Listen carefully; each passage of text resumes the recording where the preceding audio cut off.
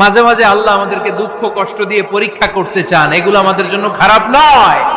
এই দুঃখ কষ্ট বিপদ আমাদের কোমরকে সোজা করে, আমাদের পায়ের মাটিকে শক্ত করে, চিল্লায় বলেন ঠিক কিনা। প্রতিকূল পরিবেশে কিভাবে বাঁচতে হয় এই দুঃখ কষ্ট আমাদেরকে শিখায়। এজন্য